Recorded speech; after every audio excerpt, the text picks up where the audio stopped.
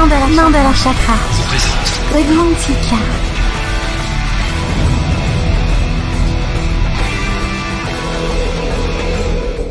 Le replay, ça s'est passé sur Witches Radio. Witches Radio. Bienvenue dans l'univers de Mandala.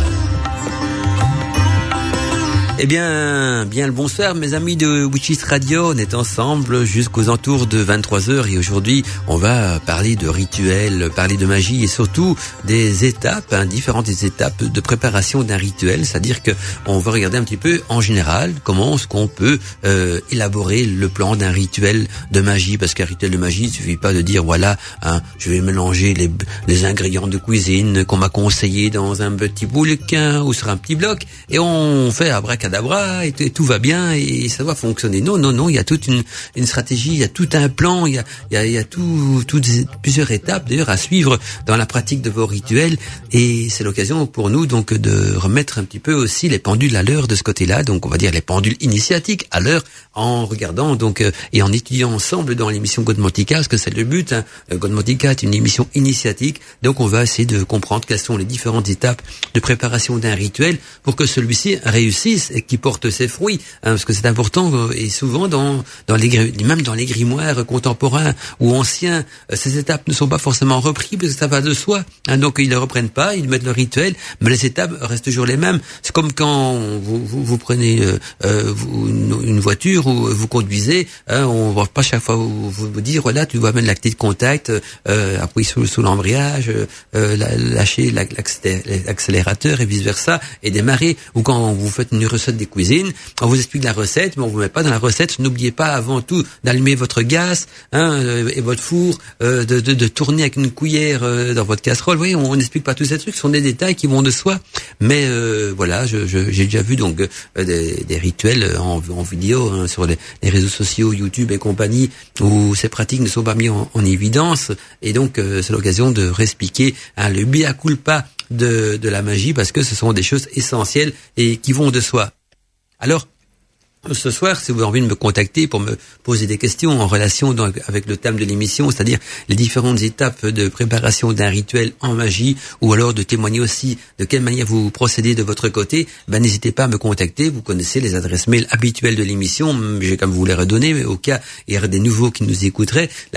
Donc il y a deux moyens de m'écrire, non, j'irais même, il y en a peut-être trois. Donc premier moyen, c'est d'abord donc mandala@witchesradio.fr, donc vous envoyez vos messages sur mandala@witchesradio.fr, qui est la boîte mail de la radio. Si vous préférez m'écrire sur ma boîte perso, je vais y arriver, ma boîte mail perso, voilà, là vous écrivez donc sur mandala@wikiradio.net. Voilà, mandala@wikiradio.net, c'est ma boîte mail perso, et mandala@witchesradio.fr, c'est la boîte mail de la radio. Alors le troisième moyen, c'était donc, bien sûr, vous en doutez, l'application pour téléphone portable.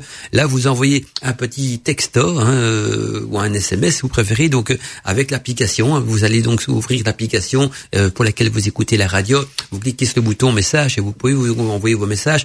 Je serai vous répondre que sur l'antenne, parce que si vous voulez que je vous réponde par mail, il faudra me donner également votre adresse mail donc dans votre SMS pour que je puisse donc vous répondre. Sinon, impossible pour moi de vous répondre parce que ces messages ne viennent pas avec un numéro de téléphone ni avec une boîte mail.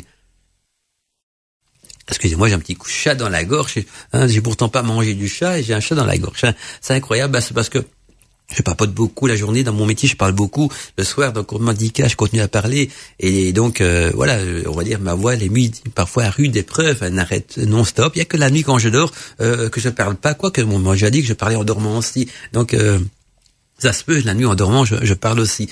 Donc voilà, les messages, les questions, tout ce qu'on veut donc dans la boîte mail de God Mantika, et bien sûr, je les partage sur l'antenne de la radio et je vous réponds donc en live. Alors, je vous rappelle aussi qu'il y a le chat de la radio et du Couvent d'Arcadie qui sont ouverts ce soir. Donc, si vous voulez rejoindre le chat de la radio, vous allez donc sur le site witchesradio.fr, vous allez sur le bouton, l'onglet chat tout en haut. Vous allez dedans et vous allez voir donc vous allez être accueilli donc par Mimi Mireille, qui est la modératrice du chat. Et si vous allez donc sur le chat d'Arcadie, vous allez sur l'application. Vous allez vous écouter, vous allez en même temps sur l'application du Couvent d'Arcadie. Et là également donc il y a le chat qui est ouvert pour ceux qui ont envie de débattre entre eux, donc sur le sujet de ce soir. Alors, voilà, je pense que j'ai fait tout le tour. J'ai jeté un petit coup d'œil tout à l'heure, donc dans la boîte mail pouvoir. J'ai déjà reçu donc quelques messages d'auditeurs.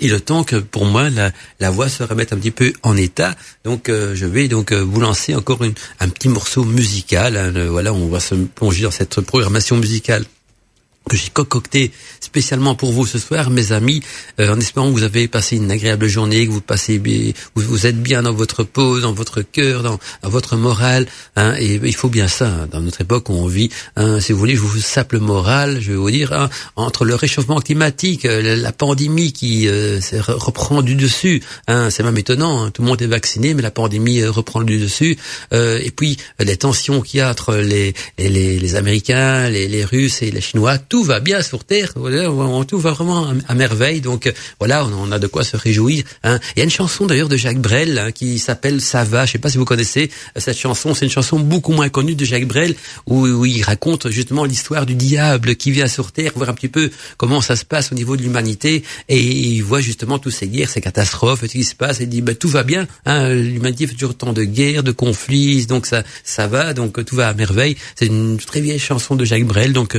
peut-être pas très connue, mais si vous tapez donc sur YouTube par exemple Ça va plus Jacques Brel, vous allez pouvoir l'écouter, vous allez voir que non seulement c'est une chanson à texte, mais on retrouve donc tout le charme de Jacques Brel et aussi le petit côté quand même tragique et émotionnel donc qu'il a mis dans cette chanson aussi à écouter donc quand vous avez le temps. Sinon ce soir pour l'émission Godmantica, c'est comme d'habitude, hein, vous mettez dans les conditions de l'émission en allumant votre bougie, votre petite baguette d'encens, on se met dans la pénombre, on s'installe confortablement dans son canapé, dans son lit ou peu importe où vous nous écoutez, et voilà, vous plongez donc dans la magie de Godmantica, parce que ce soir les amis, nous allons parler des différentes étapes de préparation d'un rituel.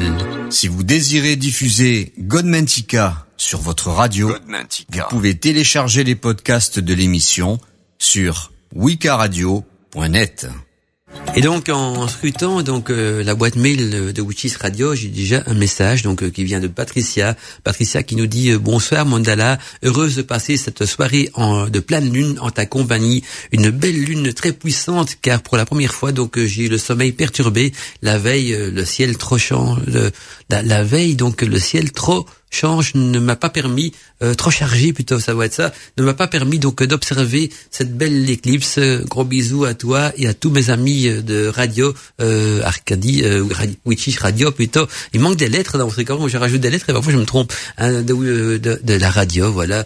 Merci Patricia pour ce petit message. C'est vrai que c'est une nuit de pleine lune, déjà hier, hein, on la voyait de manière magnifique, la pleine lune, elle continue aujourd'hui, cette pleine lune envoûtante qui nous appelle parfois donc dans la nuit, et en plus c'est une pleine lune très spéciale parce que il y a eu une éclipse donc lunaire, et c'est tellement rare donc d'avoir une éclipse lunaire, ça arrive une fois tous les lustres, donc voilà, c'est une lune très chargée donc en énergie, donc peut-être certains d'entre vous ressentent donc ces énergies plus que d'autres donc de cette lune envoûtante et qui ressort d'une éclipse lunaire, ce qui veut dire que la Terre est passée donc entre le Soleil et la Lune.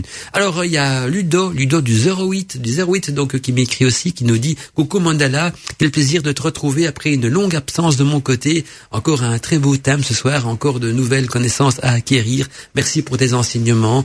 Bonne soirée à toi et à tous les witches. Bonne soirée à toi aussi, Ludo. Et content donc de te retrouver en tant qu'auditeur dans Godmantica. Voilà, hein, parfois des auditeurs qui partent, qui font des petits breaks ou des aléas de la vie qui les empêchent donc d'être présents, et puis qui reviennent donc par habitude, parce que on revient toujours dans Godmantica vu qu'on fait partie donc aussi d'une sorte de coven, d'un coven radiophonique. Eh bien, on va quant à nous donc commencer le thème de l'émission qui va traiter donc ce soir les différentes étapes de préparation d'un rituel de magie. Et la première chose importante donc que j'ai envie d'aborder avec vous ce soir dans l'émission Godmantica, c'est de choisir donc le moment propice au rituel. Donc un rituel, on ne le fait pas quand on a le temps entre deux jobs, ou entre des devoirs de cours ou quoi que ce soit, ou vite dard parce que je suis seul chez moi, j'ai eu le temps de vite faire mon rituel. Non, il y a des moments propices bien sûr à choisir parce que le bon moment fera que votre rituel sera beaucoup plus puissant. Qu'il aura aussi tous les effluves planétaires avec lui. Alors il y a plusieurs méthodes. Si vous n'êtes pas calé en astrologie, que vous connaissez pas du tout dans ce domaine-là, il y a un baromètre très simple à écouter et à suivre. C'est justement le bon moment en écoutant l'appel du cœur. Le cœur, il sait, lui, quel est le bon moment de votre rituel, en sachant aussi quel est le bon moment pour vous, dans quel moment vous aurez les meilleures conditions pour faire votre rituel, dans quel moment aussi vous serez peut-être le plus ou la plus motivé, vous aurez aussi peut-être le plus d'intention à mettre également dans ce rituel. Donc, choisir le bon moment en écoutant son cœur. C'est le côté peut-être le plus simpliste, mais c'est toujours mieux que rien. Si vous suivez pas donc le moment propice astrologique, écoutez au moins ce que votre âme, ce que votre cœur dit, parce que le cœur, lui, il sait beaucoup mieux que n'importe quoi et que n'importe qui, parce que c'est la conscience de votre âme. Par contre, si vous avez quelques connaissances en astrologie, c'est pas très chinois, vous allez voir, on peut également donc choisir le jour ou la date planétaire en osmose, bien sûr, dans ce cas-là, avec le type de magie à pratiquer. Pour vous donner quelques exemples de ce que je veux dire par là, donc, si vous choisissez le lundi, par exemple, le lundi va correspondre au type de magie en relation justement avec le féminin sacré, donc avec la déesse, avec la spiritualité aussi, avec des invocations, avec la magie sexuelle, avec des envoûtements, avec l'initiation, la sagesse, la méditation aussi, l'amitié, la divination également, et les esbats. Vous voyez, donc on a déjà une sorte de cartographie, donc type des rituels qui peuvent être associés au lundi. Par contre, le mardi, donc le lundi, on est dans la période lunaire, dans le jour lunaire. Le mardi, dans le jour donc associé à la planète Mars, et donc justement, si on prend un jour associé à la planète Mars, on va faire des rituels pour réparer les discordes, par exemple, donc les réconciliations, ou pour vaincre un ennemi, ou pour retrouver aussi une personne disparue, ou tout simplement pour acquérir la paix dans une fratrie, entre des amis, dans un couple, peu importe. Donc on peut invoquer Mars qui déclenche la guerre, mais qui peut également enclencher la paix. Alors le mercredi donc c'est Mercure. Là on fera des rituels plutôt en relation avec l'argent, avec le jeu, donc aussi, et quand on parle de jeu, on parle également de la chance au jeu, ou la chance dans tous les domaines, dans un job, dans une entreprise, et aussi donc le mercredi pour récupérer donc des biens perdus, donc des rituels qui vont vous permettre de récupérer des biens perdus. Le jeudi, le jour de Jupiter, là on fera des rituels en relation donc avec des entreprises réussies, donc la réussite dans son projet, dans son entreprise, par des voyages aussi, voyages initiatiques, ou pour la collaboration de projets dans lequel vous allez vous lancer, ou bien tout simplement pour lancer un nouveau projet. Or le vendredi, jour de Vénus, là, ce seront bien sûr des rituels en relation avec l'amour, avec la sensualité, avec la réconciliation également, mais plus amoureuse. Le mardi, c'est plutôt la réconciliation, donc plutôt au niveau amitié, niveau groupe ou quoi que ce soit. Le mardi, c'est beaucoup plus au niveau des sentiments, donc réconciliation amoureuse, retour d'affection, provocation sentimentale, et aussi décodage de vieux livres, de vieux grimoires, parce que Vénus est aussi non seulement la planète de l'amour, mais aussi la planète de la connaissance, et donc on peut également donc employer le vendredi, donc la planète Vénus, pour décoder des vieux grimoires de sciences occultes, et aussi pour de rituels donc en relation avec la fécondité et le plaisir, mais retenez surtout donc que c'est l'amour, la sensualité, le retour d'affection, la provocation sentimentale qui seront le plus pratiqués donc le jour de Vénus, donc le vendredi. Le samedi donc qui est propice à la planète Saturne, là on fera plutôt des rituels en relation avec le spiritisme. Donc si vous faites des séances de spiritisme, programmez-le toujours le samedi, jour de Saturne. Également les incantations de divinité, d'esprit, ou peu importe. Alors souvent les sabbats se fêtent également le samedi, le jour de Saturne, même si tombe un autre jour en semaine.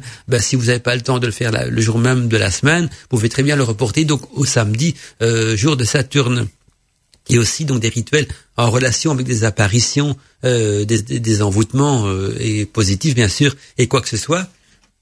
Et puis on arrive au dimanche, le dimanche qui est le jour du soleil, et là on fera des rituels en relation avec le masculin sacré, donc avec le dieu, aussi des rituels de guérison pour donner la bonne santé, ou pour souhaiter la bonne santé, des rituels de protection, des rituels de désenvoûtement, ça c'était aussi le dimanche, des rituels de méditation et aussi donc surtout de la méditation tantrique ou de la magie tantrique. Donc voilà les jours propices donc pour le type de rituel. C'est plus complexe que ça. Moi je fais un résumé assez rapide. Après avec les données que je vous donne, vous serez assez donc évolué pour vous dire tiens mon rituel à moi rentre dans une telle catégorie ou une telle catégorie, donc un tel jour sera plus propice. Et là on tient même pas compte des influences planétaires complexes, on tient compte que du jour de la semaine.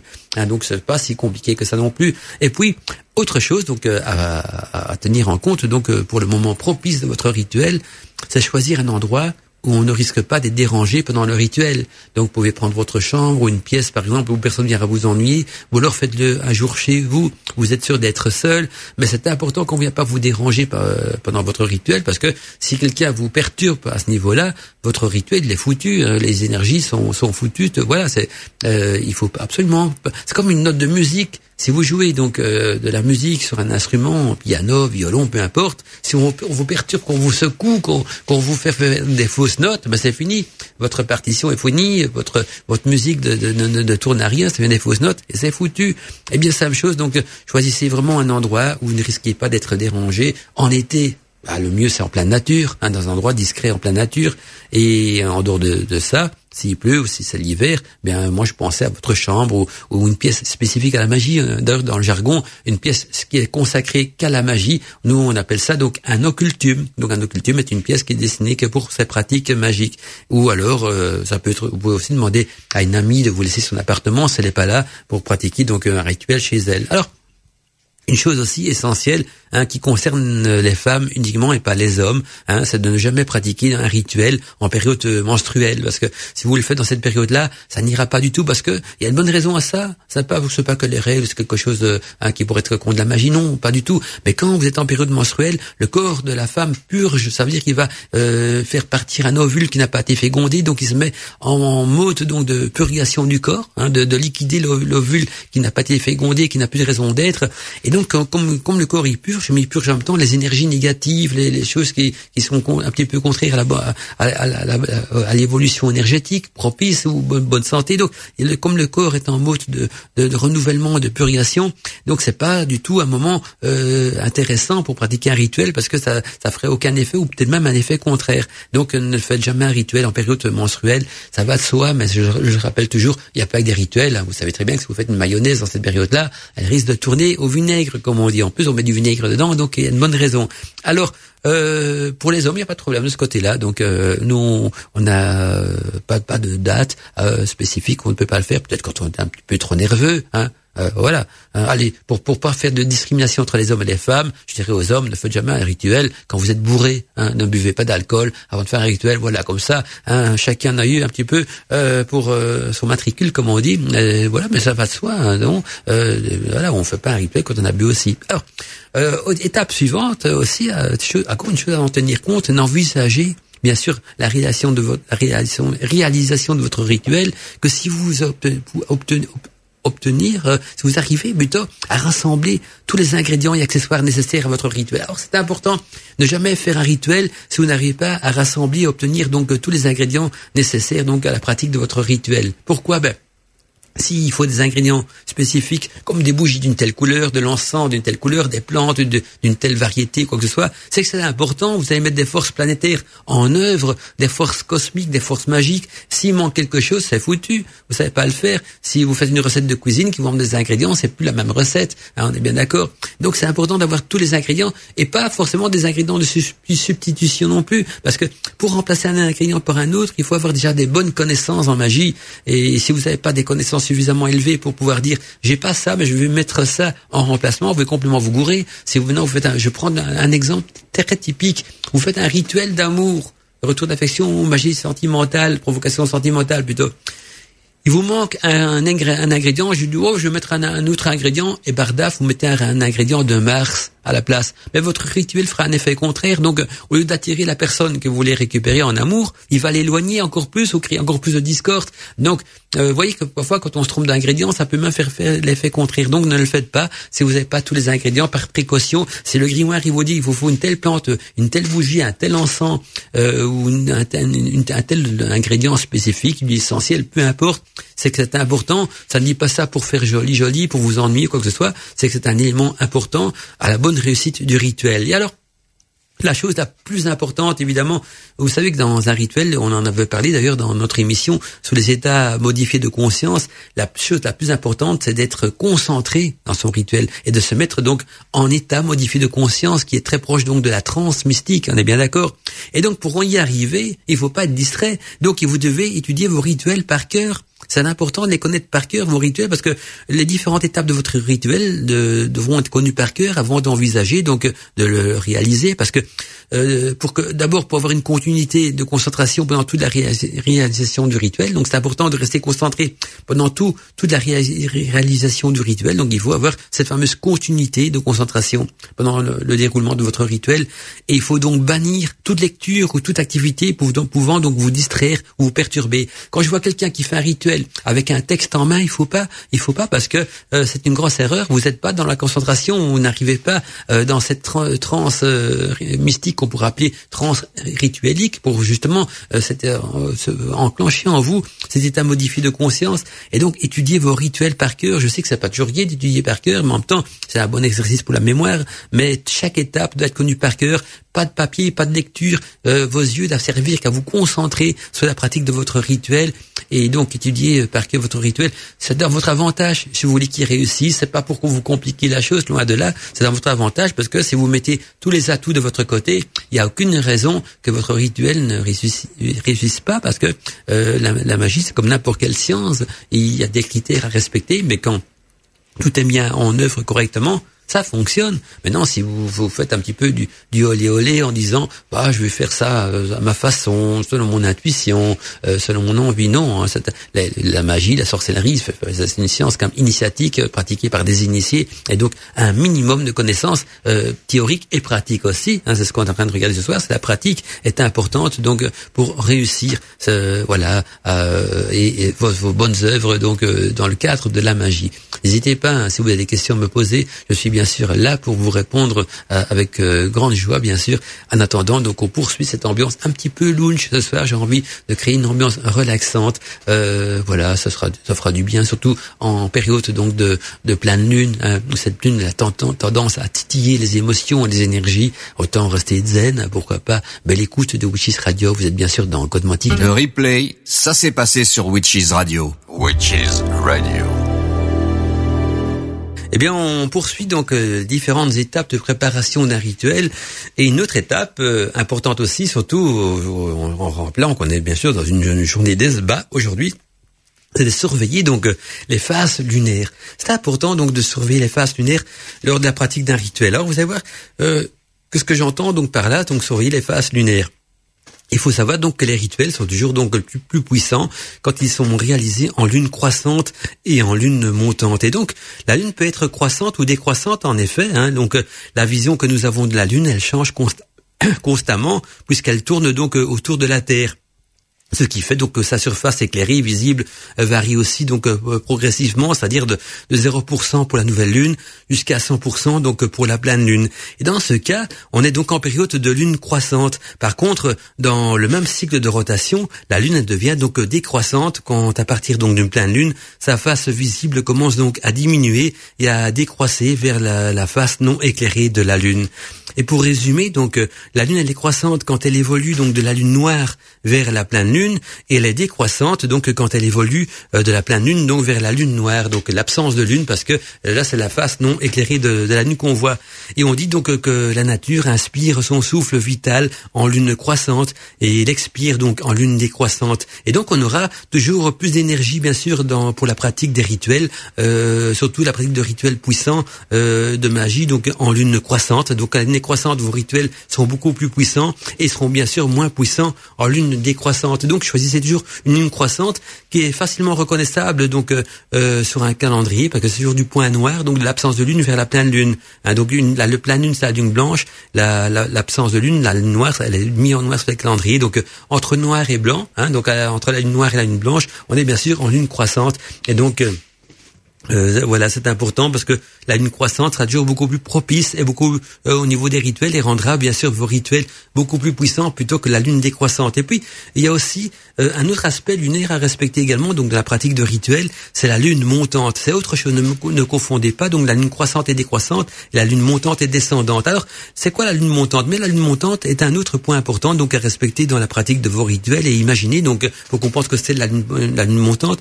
Imaginez-vous regardant donc la nuit à l'horizon, à l'horizon lunaire, on va appeler ça comme ça. Donc vous regardez la nuit à l'horizon lunaire. Ceci donc en face, par exemple, comme repère, et vous faites un repère. Donc ceci en face d'un grand arbre, ou même d'un clocher d'église. Mais on va prendre un grand arbre, c'est plus facile. Il y en a beaucoup plus dans la nature que des clochers d'église. Donc vous êtes face à un grand arbre et vous regardez donc en direction de l'horizon lunaire, donc de l'horizon où il y a la pleine lune, où il y a la lune en tout cas pleine ou croissante, peu importe. Et dans ce cas, donc l'arbre sera donc considéré un petit peu comme la perpendiculaire centrale à votre horizon, tout comme les aiguilles d'une montre qui s'arrêtent donc sur minuit ou midi.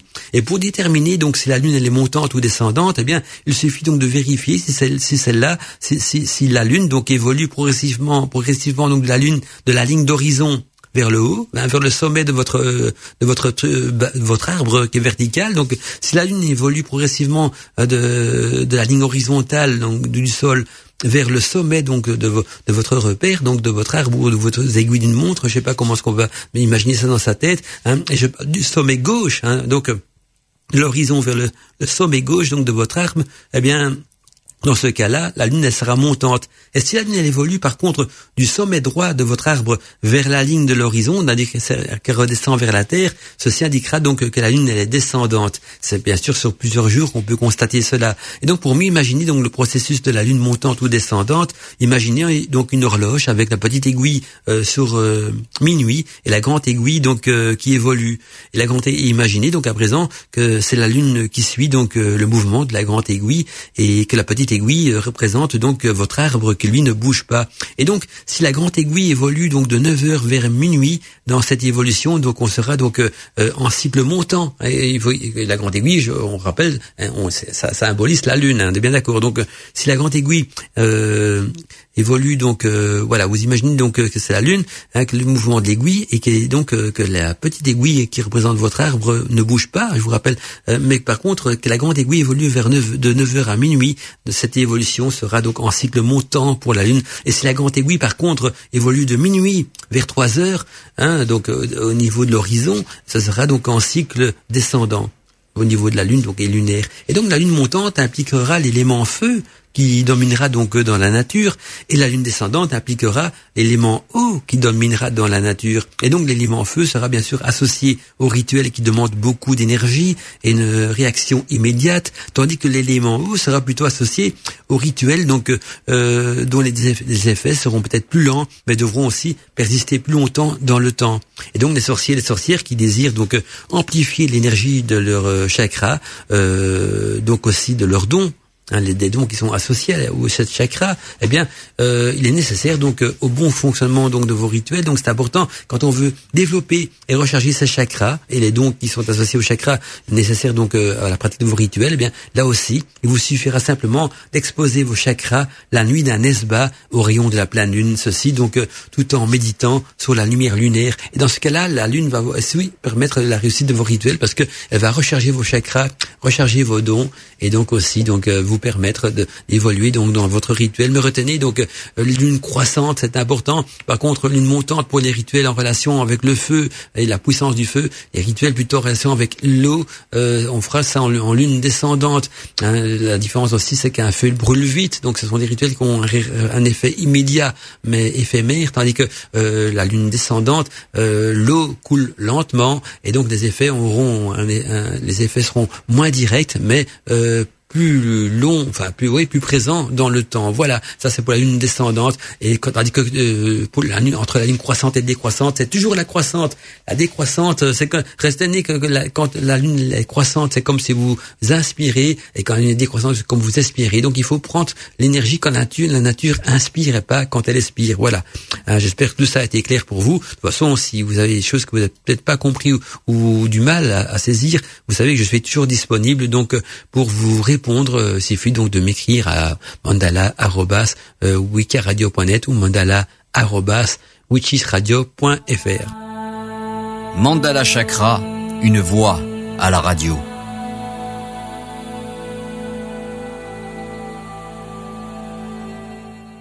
Belle ambiance lounge ou Wichich Radio et bien sûr aussi dans Godmantica. J'espère que vous allez tous bien, que tout le monde est bien zen à l'écoute donc de l'émission de ce soir et vous profitez également un petit peu des effluves lunaires. Alors j'ai reçu un message sur mon écran de contrôle qui nous vient d'Amulus. Amulus donc qui nous dit bonsoir Mandala et bonsoir donc à tous les Wichis à l'écoute. J'adore vos émissions qui sont très captivantes, nous dit-il. Et alors la question de Amulus donc il nous demande la couleur de la bougie peut aussi nous aider donc à visualiser notre objectif dans le rituel. Et petite question donc concernant donc la couleur des bougies pour dépanner. Donc si on n'a pas de bougie de la bonne couleur, est-ce que l'on peut donc remplacer par une bougie blanche vu que le blanc, nous dit-il, accueille donc toutes les couleurs. Par exemple, si on prend donc un prisme et que l'on fait passer donc la lumière blanche dedans, il en ressort donc les 7 couleurs de l'arc-en-ciel. Et donc théoriquement, elle devrait aussi, nous dit donc Amulus, donc pouvoir remplacer une autre couleur. Voilà, très bonne soirée Amulus. Merci à toi Amulus. Alors je vais répondre à ta question. D'abord, la bougie sert bien sûr à visualiser notre objectif quand on est en méditation, mais dans le rituel elle a d'autres fonctions aussi. Elle a aussi pour but donc d'attirer des effluves planétaires. C'est pour ça qu'on va choisir donc souvent une bougie en concordance avec la magie planétaire qu'on va réaliser. Alors je vais vous donner d'abord un exemple pour que tout le monde puisse comprendre. Donc le lundi consacré à la lune, ce sera donc des bougies blanches qui vont être utilisées comme couleur. Le mardi, qui est associé à la planète Mars, ça sera bien sûr donc des bougies de couleur rouge qui vont être utilisées comme couleur. Le mercredi, jour de Mercure, et donc rituel associé à la planète Mercure, ça sera des bougies grises qui vont être utilisées donc dans vos rituels. Le jeudi, Jupiter, donc magie de Jupiter, on va utiliser donc des bougies, je dirais bleu foncé, bleu nuit, en tout cas de couleur bleu, voilà. Et le vendredi, donc jour de Vénus, on va utiliser des bougies roses pour les pratiques de la magie d'amour et des bougies vertes plutôt pour la pratique de la magie donc de la connaissance, donc pour la décryptage par exemple de vieux grimoires. Là on va utiliser la couleur verte pour Vénus, mais si c'est un rituel d'amour d'office donc bougie rose, on peut toujours mettre une bougie verte aussi, pourquoi pas, mais ce sera le rose donc qui sera à l'honneur. Le samedi, jour de Saturne, donc ce sera une bougie de couleur noire qu'on va utiliser pour vos rituels. Et le dimanche, bien sûr, jour du soleil, là ce sera des bougies de couleur jaune. Alors, pour répondre à la question de Nicolas, donc concernant les bougies pour dépanner, si on n'a pas de la bougie de la bonne couleur, est-ce qu'on peut remplacer donc par une bougie blanche? Eh bien non, Nicolas, parce que si on n'a pas une bougie de la bonne couleur, il faut mieux s'abstenir de faire le rituel parce que c'est déjà foiré au départ. La couleur blanche ne remplace pas une autre couleur. La couleur blanche restera toujours la couleur de lundi de la lune. Donc d'office, si tu mets une bougie blanche dans ton rituel, d'office tu incorpores un élément lunaire. Alors si c'est un rituel qui se fait un lundi, ben tant mieux, c'est impeccable. Mais par contre, si c'est un rituel donc qui se fait un dimanche, on peut pas remplacer la bougie solaire par une bougie lunaire. Si c'est un rituel qui se fait le samedi, rituel de Saturne, c'est la bougie noire. Si vous mettez une bougie blanche, ça fera l'effet contraire parce que vous retombez donc dans la magie lunaire, donc sur une autre énergie. Et donc oui, je vois très bien ce que tu veux dire avec le prisme qui décompose les couleurs, parce qu'on utilise ça en photographie aussi. Mais là, on parle de rayonnement de couleurs. C'est un petit peu comme si on dit, tiens, je n'ai pas de bougie verte. Alors je peux utiliser une bougie bleue et une bougie jaune, parce que si vous mélangez du jaune et du bleu ensemble, ça fait la couleur verte. Ben non, parce que si vous mettez une bougie bleue, vous mettez une bougie donc de Jupiter, et si vous mettez une bougie jaune, vous mettez une bougie solaire, et donc vous obtenez pas en additionnant les deux couleurs. Donc Vénus, c'est la même chose. Donc si on met une bougie blanche d'office, on est en magie lunaire. La décomposition des couleurs, ça fonctionne surtout donc dans l'art photographie, dans le prisme aussi, dans les mélanges des couleurs et tout ce qu'on veut, mais dans la la lumière blanche, elle est effectivement composée de toutes les couleurs, et donc c'est l'addition, mais en magie c'est différent. La couleur est en relation avec une planète, et donc le taux vibratoire de la couleur dépendra de la planète, et dès qu'on change la couleur d'un élément, on change la vibration. Donc on change la fréquence, et donc ça ne fonctionne plus parce qu'on est sur une autre fréquence qui peut même parfois faire un effet contraire au rituel. Donc c'est comme beaucoup de choses, quand on n'a pas la bonne couleur en bougie, ou pas le bon encens, ou la bonne plante et tout ça, moi je trouve que la plus sage des décisions, donc c'est de laisser tomber son rituel et d'attendre qu'on a pu rassembler les bons éléments. Surtout que les bougies ça coûte pas cher, donc on peut très bien avoir chez soi une petite réserve de bougies de chaque couleur pour vos rituels. Pour ceux qui pratiquent régulièrement de la magie, vous mettez une petite réserve de, je sais pas moi, de 4 couleurs blanches, 4 rouges, 4 grises, 4 bleus foncés, 4 roses ou vertes, également 4 noirs pour Saturne et 4 jaunes pour le dimanche, là pour le soleil. Et vous avez toujours une réserve, et quand votre réserve s'épuise, vous la renouvelez, parce que une bougie ça coûte quoi à notre époque? 1 euro, maximum 2 euros. C'est pas la mer à boire. J'irais un peu plus cher quand c'est des bougies qui sont teintes jusque dans leur intérieur, mais c'est toujours mieux d'employer les couleurs. Croyez-moi, c'est le meilleur conseil que je peux vous donner. Respectez les couleurs planétaires, ne faites pas des tentatives de mélange, et idem pour les plantes, à part la mandragore qui peut parfois remplacer donc certaines plantes dans certains cas, mais sinon c'est toujours bien d'avoir les ingrédients, les encens qui correspondent, les huiles essentielles de ça. Et en parlant de mandragore, une petite anecdote, une petite parenthèse, l'émission Débat Libre Antenne de vendredi prochain donc concernera justement la mandragore magique. Alors nous, on poursuit donc les différentes étapes de préparation d'un rituel, et une chose qui va être abordée maintenant, c'est la préparation de l'officiant. L'officiant, c'est qui? C'est l'opérateur, donc c'est vous-même qui allez pratiquer le rituel. Donc dans le cadre de la magie, on appelle ça l'officiant. Donc on va voir la préparation de l'officiant. Et pour que l'esprit et les énergies donc soient entièrement disponibles à la réalisation donc des actes magiques, eh bien cela implique donc une préparation de l'officiant. Et quelques jours donc avant de réaliser son rituel, vous allez donc pour vous préparer commencer à méditer quelquefois en visualisant donc les différentes étapes de votre rituel et en ayant foi dans sa réussite. Alors pourquoi? Parce que en méditant quelques jours auparavant et de manière régulière, donc en visualisant pendant votre méditation les différentes étapes de votre rituel, vous allez apprendre par cœur. Non seulement vous allez apprendre par cœur, parce que vous allez le revoir devant vous, vous allez revisionner en vous comme un film la scène avant de réaliser. Donc non seulement vous allez l'apprendre par cœur, mais en plus vous allez mettre dans cette visualisation en méditant, vous allez mettre de la foi dans la réussite de votre rituel. Et en mettant de la foi dans la réussite de votre rituel, vous serez programmé le jour de votre rituel à le faire sans faute. Je mets le terme sans faute entre guillemets, parce que non seulement vous l'aurez étudié par cœur, mais vous aurez appris votre corps à envoyer des bonnes énergies de réussite ce jour-là, parce que vous avez eu la foi dans sa réussite, et vous avez tellement programmé en vous cette foi de la réussite, et également les différentes étapes de votre rituel que vous aurez visualisé donc dans votre méditation, que le jour même le jour J de votre rituel, ça ira comme sur des roulettes. Vous connaîtrez non seulement les étapes, vous pourrez vous concentrer sur votre rituel, rentrer en état modifié de conscience, et en plus votre corps va générer les bonnes énergies, parce que la foi va enclencher donc au niveau des chakras les bonnes vibrations pour que le rituel réussisse. Alors toujours dans la préparation de l'officiant, encore une chose importante, c'est le ou les repas donc précédant le rituel. Donc ils peuvent avoir beaucoup d'importance. Donc dans la semaine qui précède un rituel, faites attention donc à vos repas que vous allez ingurgiter, donc parce qu'on mange comme tous les jours. Ça a de l'importance, parce que il faut toujours avoir un esprit sain et un corps sain pour la pratique d'un rituel. Et donc l'idéal serait bien sûr de manger des aliments sains, et si possible donc bio, et éviter aussi tous les aliments gras. Les aliments gras sont des aliments qui vont perturber vos énergies. Mais si vous mangez donc des aliments sains, que ce soit des légumes ou peu importe, mais d'origine bio, il n'y a déjà pas de pesticides, il n'y a pas de poison, il n'y a pas tous ces trucs-là au-dessus. Et donc votre corps sera sain également, et un corps sain entraîne bien sûr un esprit sain et des énergies saines aussi. Et donc voilà, les repas qui vont précéder donc les quelques jours avant votre rituel sont importants, et faites dans ce cas-là attention à votre alimentation. Alors aussi une chose importante toujours dans la préparation de l'officiant, c'est que pour chaque rituel, c'est important aussi de prendre une douche ou un bain de purification. J'ai mis les deux parce que souvent on me pose la question: tiens Mandala, quand tu parles d'un bain de purification, est-ce que la douche est bonne aussi? Ben oui, évidemment, on fait avec les moyens de bord, on fait avec ce qu'on a de ce côté-là. Donc pour chaque rituel, c'est important de prendre une douche ou un bain de purification, et c'est même recommandé, et ceci donc afin de purifier son corps, son esprit et son âme. Un bain de purification va purifier 3 éléments, donc en vous, le corps, c'est le corps physique, l'esprit, c'est le corps énergétique, et l'âme, c'est bien sûr la conscience du cœur, c'est votre côté divin qui est en vous, et ça va les purifier, donc le corps, l'âme et l'esprit, de toutes les énergies et pensées négatives. Alors c'est quoi des énergies négatives? Parce que c'est vrai qu'on peut mettre beaucoup d'annotations derrière tout ça. Ça peut être les pensées négatives. Les pensées négatives, ça veut dire vous n'êtes pas suffisamment foi dans votre rituel, et rien de fait de penser qui pourrait ne pas réussir, c'est déjà une pensée négative. Ça peut être aussi des soucis que vous avez au boulot, ou des soucis que vous avez à l'école si vous êtes encore étudiant. Donc tout ça fait partie également donc des pensées négatives qu'il faut bannir dans son rituel.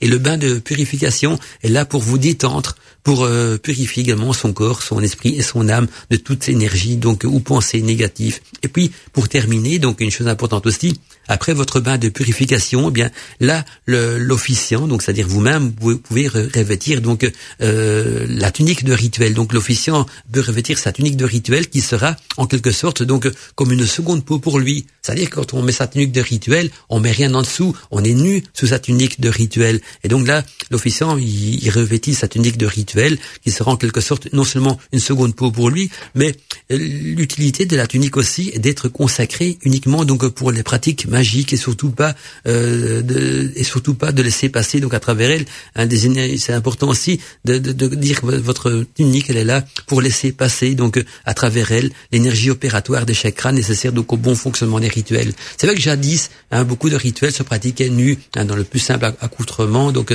tel que la nature nous a créé. À notre époque on est un peu plus pudique et puis on se sent peut-être plus à l'aise avec une tunique, donc on peut bien sûr mettre une tunique de rituel sur soi à condition donc bien sûr d'être nu en dessous.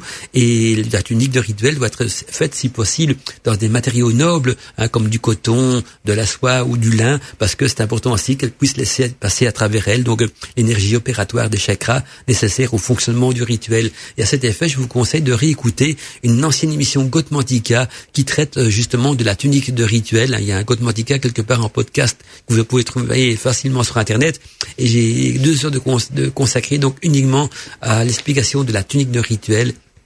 Vous allez voir, c'est important pour la pratique magique. Et donc, ce que moi je vous ai dit ici en quelques lignes est décrit et repris en détail donc dans cette émission Gotmantika là. Le replay, ça s'est passé sur Witches Radio. Witches Radio.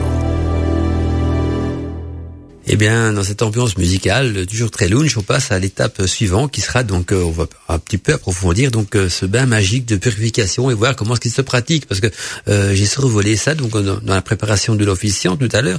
Et maintenant, donc on va rentrer un petit peu plus dans la pratique du bain magique de purification. Je dirais même le bain magique et de purification. Il fait les deux, ce bain-là. Vous allez voir qu'il a un rôle de magique parce qu'on va le préparer d'une manière rituelique aussi, et il a un rôle de purification. Alors pour la pratique d'un rituel, donc rappelez-vous qu'il est important donc de purifier son corps, son âme et son esprit. Et le bain magique et de purification, il a 2 fonctions, je dirais une double fonction. La première donc c'est de purifier votre corps et votre esprit, et donc aussi donc vos chakras.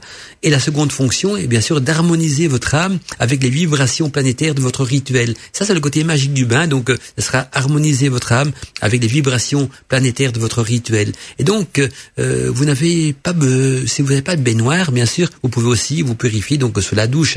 Il y a aucun problème. Là, il suffit de boucher donc le trou de votre bac à douche, on le fait remplir d'eau. On peut même se mettre un petit peu accroupi dedans pour faire des ablutions. Vous voyez qu'il y a plein de possibilités aussi. Donc comme les ablutions, c'est prendre de l'eau avec sa main et la jeter donc sur son corps.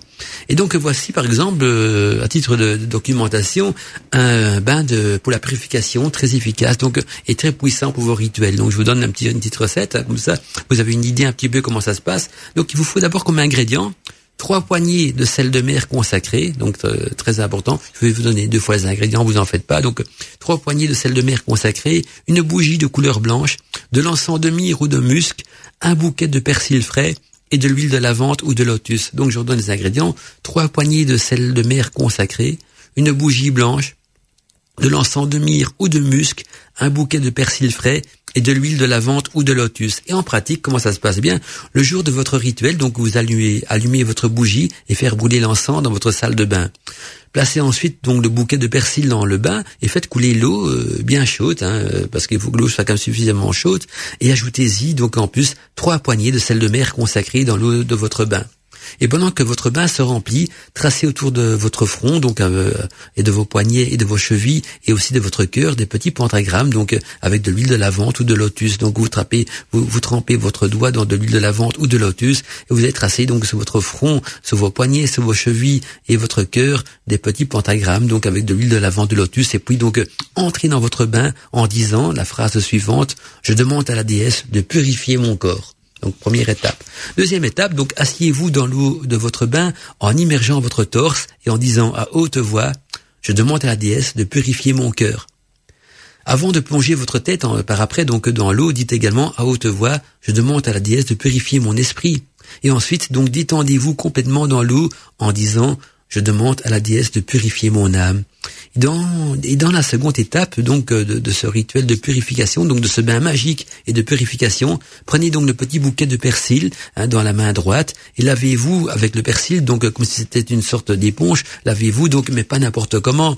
Comment se laver? Eh bien, d'abord prenez votre bouquet donc de persil dans la main droite, trempez-le dans l'eau de votre bain et puis lavez la moitié gauche de votre corps en commençant donc par votre tête et puis continuez par vos épaules gauches bien sûr, puis par votre bras gauche, la moitié gauche de votre tronc, votre sexe également, votre jambe et vos pieds gauches. Et puis donc vous prenez le bouquet de persil dans la main gauche, cette fois-ci, trempez-le à nouveau dans l'eau de votre bain pour vous laver de la même façon donc du côté droit de votre corps. Et après vous êtes lavé donc avec le bouquet de persil. Prélassez-vous donc dans ce bain pendant au moins une quinzaine de minutes sans parler et en visualisant donc de nouveau, une nouvelle fois encore, chaque étape de votre rituel. Et après le bain, vous aurez donc, lorsque vous aurez terminé votre bain, vous pouvez donc vous essuyer et enfiler votre tunique de rituel. Et puis plus tard, donc après la pratique de votre rituel, vous pourrez donc vous débarrasser également de votre bouquet de persil en le jetant donc dans un ruisseau, dans une rivière même, pourquoi pas, ou hors dans les toilettes. S'il n'y a pas de ruisseau, de rivière qui passe près de chez vous, vous pouvez les jeter aussi dans une toilette si elles sont reliées bien sûr aux égouts. Vous faites ça plus tard, après votre rituel, on est bien d'accord. Quand je vous dis jeter ça dans un ruisseau, une rivière ou dans les toilettes et on tire à la chasse, c'est après le rituel, c'est pour se débarrasser donc du bouquet de céleri. Tous les vendredis soirs, 21h, 23h, c'est Mandala Chakra sur Witches Radio. Et comme j'ai quand même traité de la tunique de rituel, j'ai un petit peu m'attarder quand même dessus. Si vous voulez en savoir plus sur cette fameuse tunique de rituel qu'on doit enfiler donc pour la pratique de son rituel, il faut savoir que la tunique de rituel de la sorcière, tout comme ses outils magiques, chaudron, baguette, grimoire, etc., sont aussi importants que les pinceaux ou les peintures donc de l'artiste peintre. C'est un truc important. Autant que pour l'artiste peintre, sans ses pinceaux et ses peintures, il n'est rien. Autant que la sorcière sans sa tunique de rituel, elle n'est rien non plus. Et donc ainsi que aussi, par exemple, que les instruments du musicien. Ce sont les compagnons de vie de la sorcière et un ne va pas sans l'autre. Ses outils, son chaudron, sa baguette, son grimoire sont importants, comme aussi, par exemple, donc les instruments du musicien. Et donc, jadis, les sorcières pratiquaient bien sûr souvent nues le rituel de magie, c'est-à-dire revêtues du ciel et des étoiles, ceci afin que leur chakra soit à l'air libre et qu'elles puissent donc diffuser le maximum de leur énergie nécessaire à la réussite du rituel. La seconde raison pour laquelle les sorcières pratiquaient la magie nue était donc de pouvoir aussi retrouver son corps en parfaite osmose avec la nature ainsi qu'avec les diétés. Mais la magie évolue bien sûr avec son époque et si vous êtes pudique et que vous vous sentez plus à l'aise donc avec une tunique de rituel, eh bien vous pouvez bien sûr vous en confectionner une et la porter donc sur vous lors de la pratique de vos rituels. Ceci à condition bien sûr de ne rien avoir d'autre en dessous. Je vous rappelle, c'est important, si on met une tunique de rituel, on est nu toujours sous la tunique de rituel, donc ne rien porter d'autre en dessous de sa tunique de rituel et que votre tenue également soit construite en une seule pièce dans un tissu naturel tel que le lin, le coton et la soie. Donc, qu'on soit un homme ou une femme, la tunique est en une seule pièce, voilà, donc du haut jusqu'au-dessus du genou, pas de pantalon, rien du tout, une seule pièce, donc, et dans un matériau noble, tel que le lin, le coton ou la soie. Et puis, la tunique de rituel en magie blanche donc sera en quelque sorte aussi comme une seconde peau pour la sorcière ou le sorcier, car elle doit donc pouvoir laisser passer à travers elle l'énergie opératoire de vos chakras. Et donc la tunique de rituel se portera toujours donc aussi, je vous rappelle, au-dessus du genou pour faciliter d'abord les mouvements et tout ce qui va avec, parce que même certains rituels exigent de la danse, et donc c'est important que ça soit au-dessus du genou. Et puis La couleur de la tunique aussi peut parfois dépendre également du type de magie que vous voulez pratiquer. Mais le plus souvent en magie blanche, donc elle sera toujours de couleur blanche, et décorée donc par des jolies bordures et des symboles, donc en relation bien sûr avec la magie et la sorcellerie. Elle peut aussi être conçue dans des tissus de ton pastel ou de couleur noire pour les pratiques Wiccan. En revanche, bien sûr, la couleur rouge sera à éviter car elle est utilisée donc que pour les pratiques de magie dite noire. Donc voilà, la couleur blanche ou la couleur noire, il n'y a pas de problème. Tous les tons pastels sont bons, mais évitez surtout donc les couleurs rouges pour une tunique de rituel, parce que le rouge est réservé donc pour ceux qui pratiquent donc de la magie noire. Magie naturelle, sorcellerie, ésotérisme, paranormal et mystère. Bienvenue dans l'univers de Godmantica. Vous êtes bien sûr bienvenus dans l'univers de Godmantica, mes amis, et on poursuit donc quant à nous de cette émission Godmantica qui traite des différentes étapes de préparation d'un rituel de magie. On est à l'étape suivante encore, on approche petit à petit donc de la fin, donc on se rapproche du rituel proprement dit, mais encore une étape importante, c'est la préparation du lieu du rituel. Le lieu où vous allez pratiquer votre rituel est important, donc doit être préparé aussi correctement. Donc pour commencer, l'opérateur doit s'assurer donc de ne pas être interrompu pendant le rituel. Donc ne pas oublier bien sûr de couper son téléphone portable et faire également savoir autour de vous qu'il ne faudra pas venir vous déranger. Donc retenez ça, c'est important. Donc ne jamais laisser votre téléphone portable allumé près de vous, parce que s'il sonne pendant votre rituel, c'est foutu, même que vous décrochez pas, il manquerait plus que ça, que vous décrochez pendant votre rituel, mais la sonnerie du téléphone portable et les ondes qu'il va dégager sont déjà négatives pour le rituel. Et alors faites savoir aussi autour de vous que vous ne devez pas déranger, donc amis, parents, frères, sœurs, cousins, femmes, maris, tout ce qu'on veut, chiens, chats, faites-leur savoir aussi donc de ne pas vous déranger. Il y avait une technique avant qui indiquait qu'il fallait pas déranger donc la sorcière, c'est-à-dire que quand elle voulait pas déranger, elle mettait donc le balai de sorcière debout à l'extérieur de. Je vais prendre l'exemple avec votre chambre. Ça se passait à l'époque à la chaumière, donc derrière devant la maison, dans la porte d'entrée, mais on peut le faire à sa chambre aussi. Et mettait le balai debout. Quand le balai était debout, c'est qu'il ne fallait pas déranger. Quand le balai était couché par terre, c'est qu'on pouvait rentrer, donc il n'y avait pas de problème. L'entrée était libre. Mais dès que le balai était debout, on ne pouvait pas déranger, parce que voilà, c'était donc occupé. C'est une tradition d'ailleurs qui revient, je crois, des Amérindiens. Ce sont les Amérindiens aussi, quand ils mettaient leur lance pointée vers le haut, vous pouvez venir les trouver dans leur hutte, dans leur tente, pour discuter avec eux, quoi que ce soit. Quand la lance était abaissée, il ne fallait pas y entrer, donc c'est qu'ils étaient occupés, je sais pas à quoi, mais voilà, il fallait pas, ne pas déranger. Bien, c'est la même chose donc pour vos rituels. Balai contre le mur, c'est un signe, mais il faut prévenir les autres que ça signifie quoi, quand même, parce que si on voit le balai contre le mur, qu'on ne sait pas quoi, quand votre copain, votre copine, votre mari, femme, parent, peu importe, ouvre votre porte de votre chambre, vous pratiquez un rituel, c'est foutu le rituel. Donc voilà, c'est important donc de leur dire de ne pas vous déranger, et de peut-être mettre un signe, ou encore le truc le plus vieux au monde, on veut peut-être tout simplement à l'âge de votre porte, ne pas déranger, comme on met devant les chambres d'hôtel, pour qu'on ne vienne pas vous déranger aussi. Voilà, c'est le truc le plus simple. Mais c'est quand même plus gai le côté magique avec le balai, ça me plaît beaucoup plus que ne pas déranger traditionnel, le petit mode donc qui pend à la clinche. Donc retenez, coupez votre téléphone portable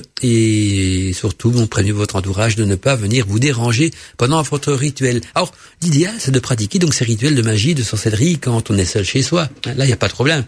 Si vous êtes seul à la maison, c'est vraiment le moment idéal pour faire son rituel.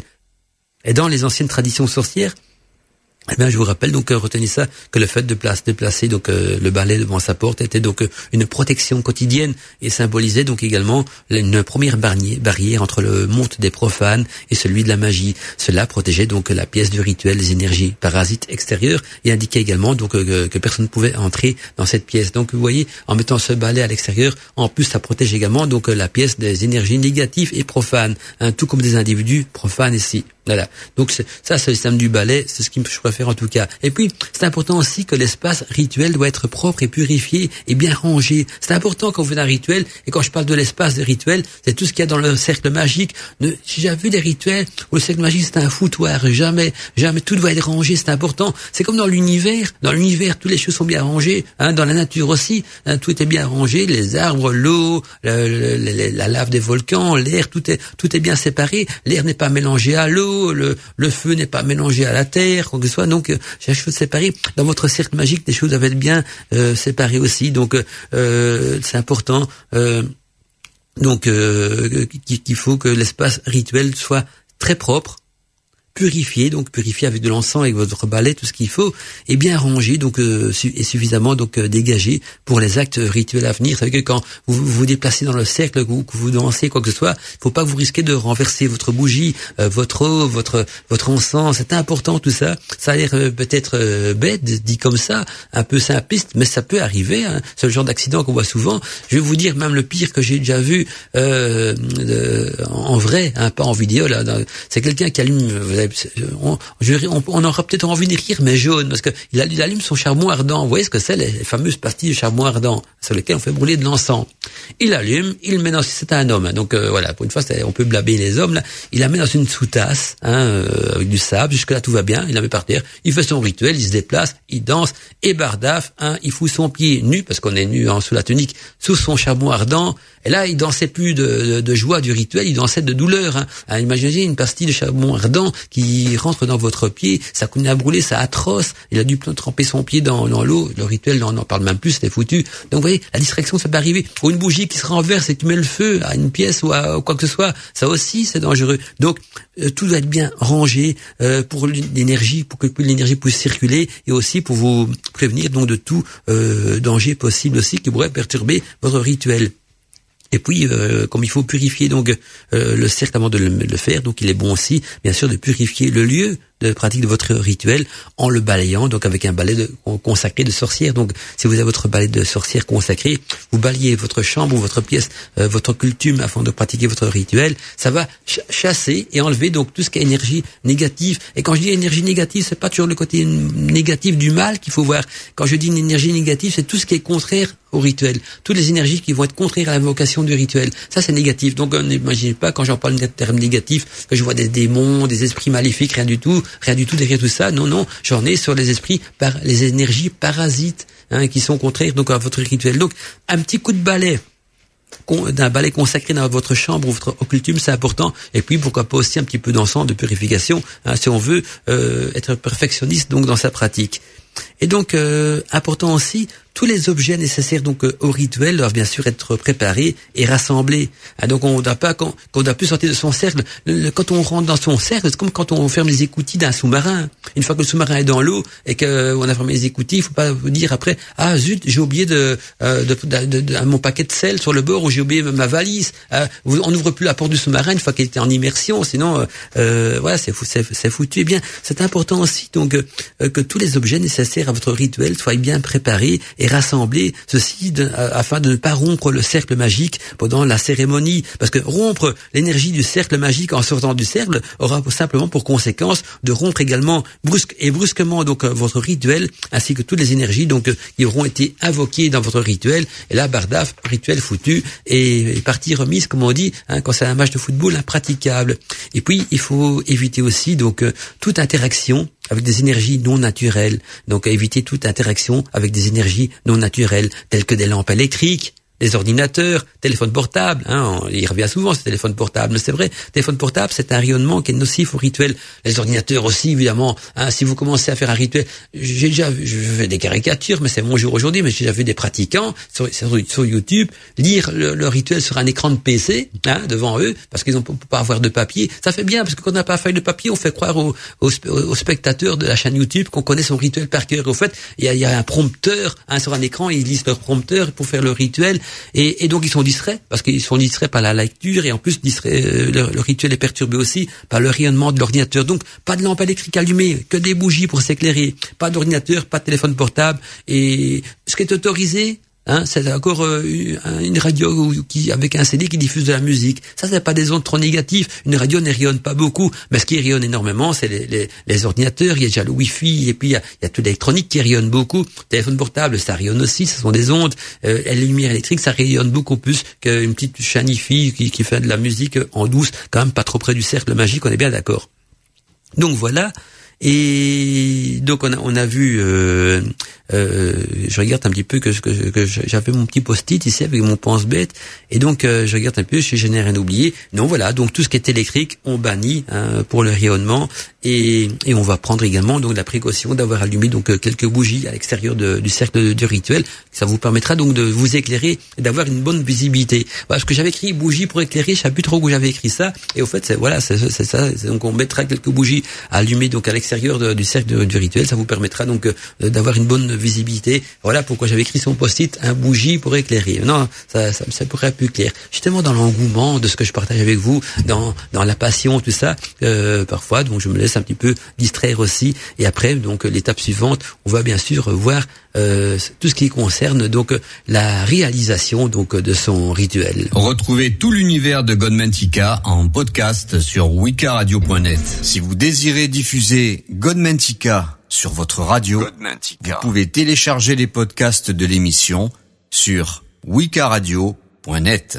Et on poursuit donc l'émission avec encore une étape importante pour le rituel, c'est bien sûr la réalisation du rituel. Ah bah oui, là aussi il y a des éléments à respecter donc pendant que vous allez réaliser votre rituel. Donc réalisation donc du rituel, ça commence par la réalisation d'un cercle magique et de protection. Je reviens de nouveau sur deux termes, donc c'est cercle magique et de protection. Tantôt, il y avait bain magique et de purification. C'était une double fonction. Ici également, cercle magique et de protection qui a une double fonction. Magique parce qu'il va retenir en lui la canalisation des forces que vous allez invoquer, et de protection parce qu'il va vous protéger donc des éléments extérieurs. Et donc ce cercle sera donc la zone du rituel. Il y aura donc une double fonction. Donc je vous rappelle, la première est bien sûr de contenir les énergies opératoires et magiques qui seront produites pendant le rituel. Donc elles vont rester concentrées dans le cercle. Et la seconde est de protéger donc votre rituel ainsi que l'officiant des influences parasites et négatives provenant donc de l'extérieur du cercle. Et pour créer un cercle magique, donc pour créer un cercle magique, le plus facile, c'est bien sûr d'utiliser une corde en coton qui aura été donc consacrée à cet effet. On peut également tracer son cercle magique avec du sel ou avec son atamé. Et donc il faut aussi, c'est aussi important donc d'invoquer dans le cercle les 4 éléments ainsi que les 4 gardiens afin donc de fermer bien sûr votre cercle magique. Et pour l'élémentaire, donc on va dans ce cas-là utiliser donc du sel consacré. Pour l'élément eau, un petit peu d'eau récoltée donc de votre bain de purification, pourquoi pas. Pour l'élément air, donc de l'encens approprié à votre rituel. Et pour l'élément feu, donc une bougie de couleur appropriée également au rituel. Petit rappel aussi, pendant la pratique de votre rituel, en aucun cas, vous pouvez sortir du cercle, ça va de soi, mais c'est important de le rappeler. Donc pendant qu'on pratique son rituel, en aucun cas, on ne peut sortir du cercle. Car ceci couperait bien sûr le lien énergétique et annulerait automatiquement tous les effets magiques de votre rituel. Et dès que votre cercle sera fermé énergétiquement, donc dès que vous aurez fermé votre cercle énergétiquement, vous pouvez donc commencer votre rituel en invoquant les entités ou les esprits, donc votre rituel dépendra, et en poursuivant aussi les différentes étapes donc des actes magiques nécessaires bien sûr à la réalisation du rituel. Et pendant la réalisation donc du rituel, vous devez donc rester concentré tout en visualisant donc de manière continue les effets désirés du rituel. Donc en visualisant de manière continue la réussite du rituel, ça veut simplement dire ça. Et quand le rituel est accompli, on remercie dans ce cas-là donc les entités et les éléments qui ont participé donc et on renvoie aussi les énergies donc invoquées. Donc on va remercier les entités, les éléments qui auront participé au rituel et on renvoie les énergies invoquées avant d'ouvrir son cercle et d'en sortir. Et après le rituel, il est important aussi, et c'est également très recommandé même, de faire une offrande aux entités invoquées. Et il faut toujours aussi garder le fait d'avoir pratiqué un rituel de magie dans son petit jardin secret et dans son cœur. Donc si vous avez pratiqué un rituel magique, gardez-le dans votre jardin secret de sorcière et dans votre cœur. N'allez pas vous vanter à tout le monde. Hey, les gars, les potes, j'ai fait un rituel à tel. Allez, je vais prendre un exemple. J'aime bien parodier les choses pour écrire la caricature. Je vais vous donner l'exemple le plus bête, le plus chouïa, mais ça concerne tout, bien sûr. Avouez un rituel de magie d'amour, de provocation sentimentale, parce que je vais prendre un truc d'ado, c'est fréquent chez les ados. Vous êtes amoureux de quelqu'un d'une autre classe, s'il vous plaît, il ne vous regarde pas. Vous dites, je suis une sorcière, un petit peu enthousiaste, je vais faire un petit coup de provocation sentimentale. Certains me diront c'est bien, d'autres c'est manipulé, peu importe. J'ai des problèmes de conscience. Regarde chacun d'entre vous. Et puis moi j'ai toujours, faut mieux faire l'amour que la guerre. Et donc faites un petit rituel pour pour faire battre le cœur de ce garçon pour vous. Et après, vous allez vous dire à tous vos copines, à tout votre lycée, j'ai fait un rituel pour qu'il tombe amoureux de moi. Vous allez voir, ça va marcher. Mais quand ça viendra aux oreilles du mec, il va c'est sur ses gardes. On est bien d'accord. Et puis ça rompt le charme d'un rituel. Quand vous en parlez autour de vous, ça rompt le charme. C'est un rituel de guérison, quoi que ce soit. Gardez-le dans votre jardin secret. Un rituel qui est trahi, c'est une trahison qui est dévoilée. Ça rompt son charme et donc le pacte est rompu. Donc il faut toujours garder le fait d'avoir pratiqué un rituel de magie dans son petit jardin secret de sorcière et dans son cœur.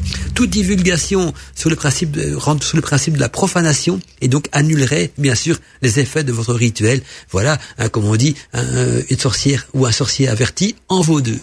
L'ambiance musicale de ce soir est assez magique aussi. C'est toute une panoplie de musique lounge spéciale, ambiance magique et rituelle que je vous passe ce soir. Et donc on est dans ces effluves lounge, une musique que j'aime bien et que j'apprécie aussi à écouter souvent en été. Alors pourquoi écouter ça en hiver, en automne? Peut-être parce que le soleil me manque. Oui, je commence à faire frisquet et moi je suis plutôt un homme de soleil. Voilà. Alors une chose encore importante que j'ai pas encore abordée avec vous, donc dans la pratique de vos rituels, donc je parle même surtout du moment de la pratique du rituel, c'est comment se positionner correctement donc dans son cercle magique. Parce que vous allez voir que même là, dans ce cercle magique, il y a des manières donc plus appropriées de se positionner. On peut comparer ça un petit peu à la structure donc d'un cercle magique au mécanisme mécanique donc d'une horloge, c'est-à-dire que chaque élément peut être considéré donc comme une sorte d'engrenage cosmique et l'opérateur en est le ressort mécanique qui actionne tout. Et donc l'opérateur devra donc se déplacer de manière gyroscopique dans le cercle magique, c'est-à-dire dans une position adéquate pour que les énergies donc puissent rester en équilibre. Par exemple, il faut se positionner à genoux ou accroupi en face de chaque élément lors de leur invocation.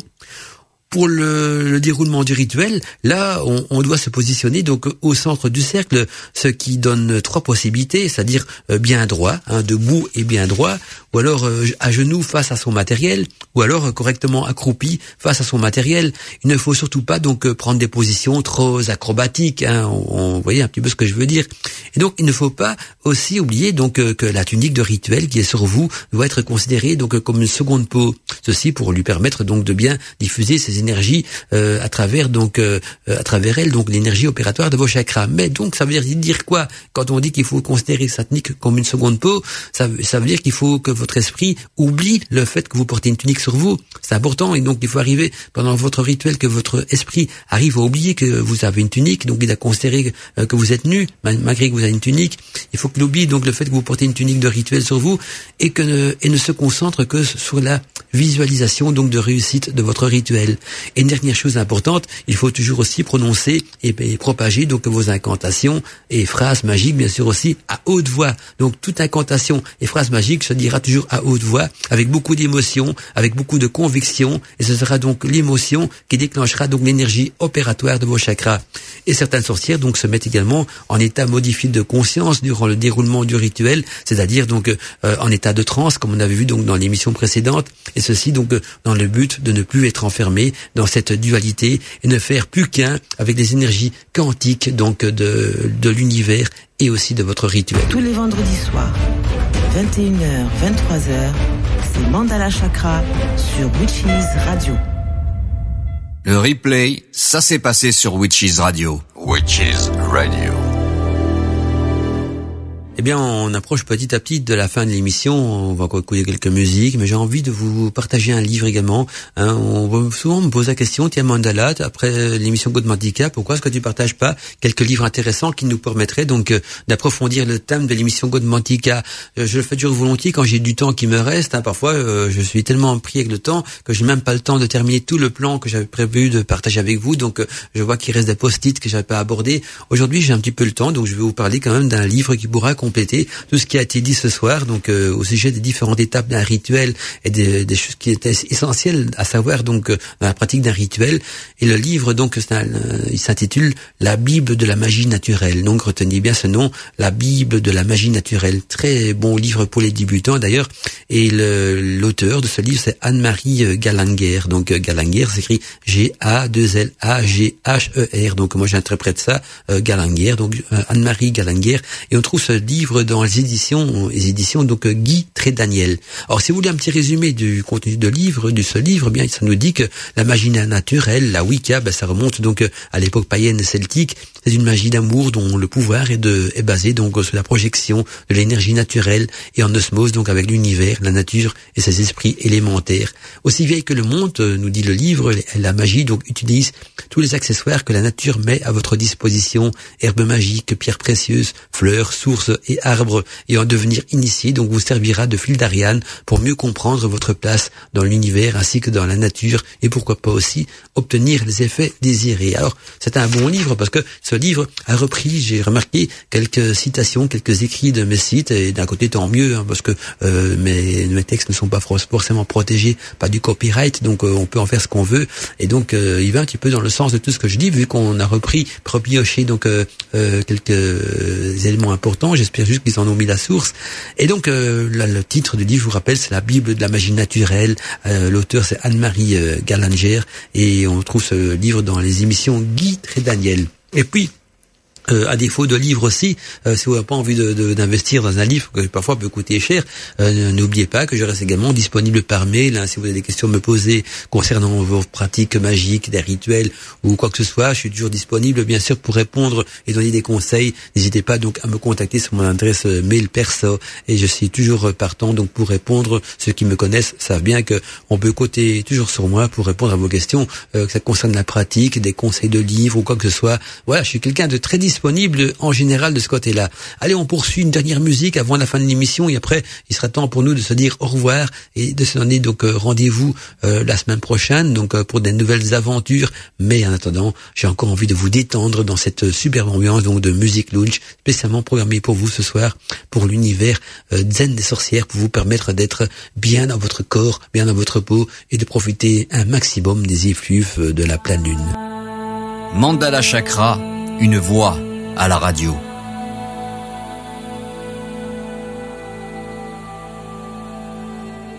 Eh bien, voilà, je vois que petit à petit, on arrive donc à la fin de l'émission. Il est temps pour moi de vous dire au revoir, de vous souhaiter une belle soirée. J'ai encore quelques petits messages qui arrivent sur mon écran de contrôle. Ça fait plaisir de vous lire. Il y a d'abord Sandra qui me dit: tiens, Mandala, je t'avais un jour écrit un mail avec une question. J'ai jamais eu de réponse. Alors que tu dis que tu réponds à tous les messages que tu reçois, et c'était effectivement vrai. Je réponds à tous les messages que je reçois quand je les reçois. Donc, quand vous n'avez pas de réponse de ma part suite à un mail que vous m'avez envoyé, il y a deux possibilités. Ou alors je n'ai pas reçu votre mail, ça peut arriver, que vous pensez l'avoir envoyé, vous avez peut-être oublié de cliquer sur le bouton envoi, mais le plus fréquent des problèmes plutôt, c'est que ma réponse aboutit dans votre bac du courrier indésirable. Donc vérifiez à chaque fois dans votre bac du courrier indésirable si ma réponse n'a pas atterri de ce côté-là, parce que moi d'office je réponds à chaque fois, parce que c'est un plaisir de répondre donc aux questions qu'on me pose et de partager mon savoir et mes connaissances quand on me le demande, parce que c'est un petit peu mon rôle. Mandala Chakra, c'est une voix à la radio, je donne pas de cours de magie privée, rien du tout, je fais un peu partie d'une école,